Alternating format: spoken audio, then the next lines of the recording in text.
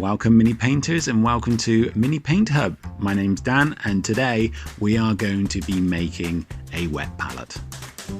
Looking back when I started, knowing what I know now, this would be the first thing that I would make or buy.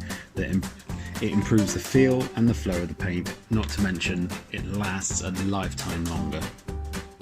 Okay, so the tub I got from Asda, it was a George little Tupperware, like 100% non-spill thing. It was £1.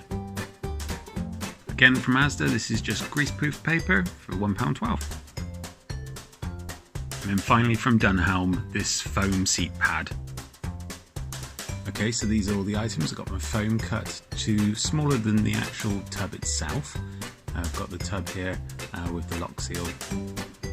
And then also we've got some greaseproof paper cut into even smaller sizes than the actual foam.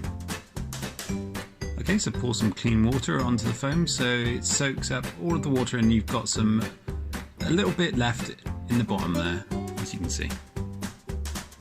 Okay, once that's done, you can pop the greaseproof paper onto the actual wet foam. Now, as you can see, that you need to thin it out. Those bubbles are the devil. You don't really want those. It'll dry your paint up.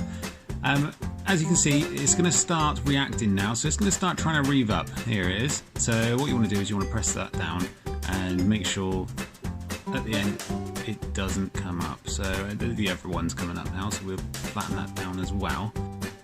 Once I've done that, I tend to turn it over and then put it down slowly so you can see there that you've got minimal amount of bubbles there.